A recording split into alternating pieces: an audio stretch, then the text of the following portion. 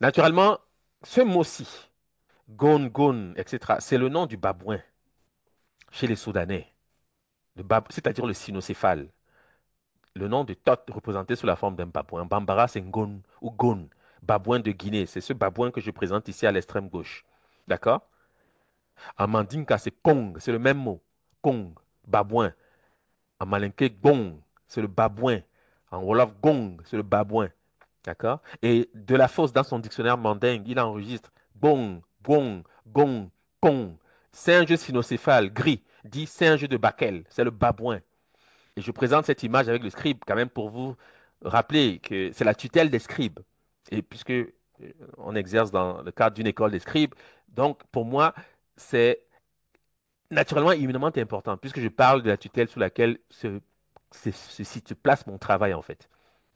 Évidemment, donc il y a un aspect aussi, j'allais dire traditionnel, religieux, spirituel, je ne sais pas comment le dire, mais en fait c'est ça. Donc il ne faut jamais perdre ceci de vue. D'accord? C'est quand même c'est de la science en réalité, parce que quand on parle des dieux d'Égypte, on croit souvent qu'ils sont des Égyptiens, ils étaient des gens qui vivaient peut-être sur la Lune, je ne sais quoi. Non, ils avaient les pieds pleinement sur Terre. C'est parce qu'ils parlent une langue qui a ces mots. C'est le même mot. Le nom de Thoth, ça veut dire la vibration. Vous devez savoir ça. Par exemple, je donne un exemple. Et je vais parler de cela ensuite.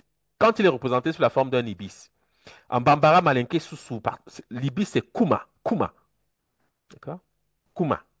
D'accord. Qui signifie aussi la parole, c'est-à-dire la vibration. Et les Grecs en font un mot en grec, parce que c'est passé dans la langue grecque. En grec, Kuma veut dire vague, la vibration, l'ondulation. C'est ce que ça veut dire.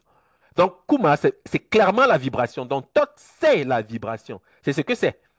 Et vous savez que c'est la vibration qui organise le vivant. Hein.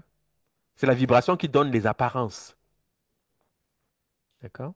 Et quand il s'appelle comme ça, gong, ça veut dire que son principe ontologique, c'est la vibration. Ce que vous voyez comme animal, c'est la manifestation visible de la vibration. C'est la vibration qui a produit cet animal. Le concept de vibration, c'est-à-dire l'archétype vibration, s'est manifesté dans la réalité de cette façon-ci.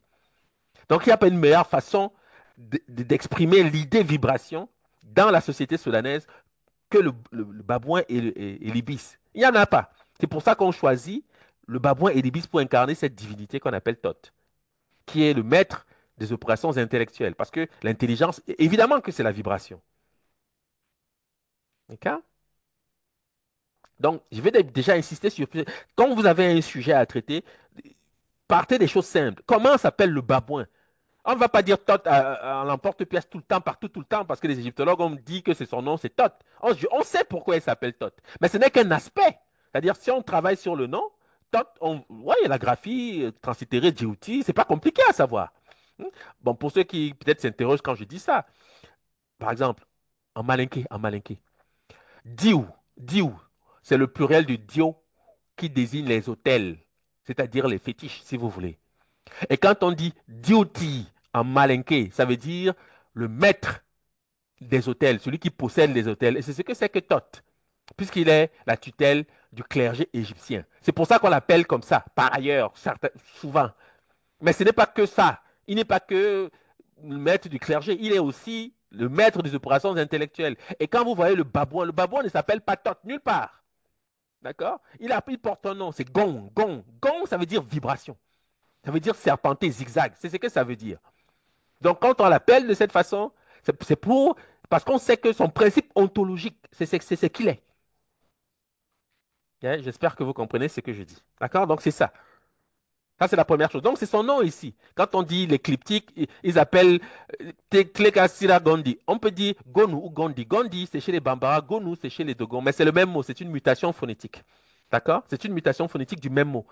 Gondi chez les Bambara Malinké, Gonu chez les Dogons, c'est le même mot. D'accord? Parce qu'on le voit par ailleurs en Ajamba, ils disent Kondu, Kondu. En Wallo, ils disent Gondu. Gondu, c'est ça qui est Gondi chez les Bambara. D'accord?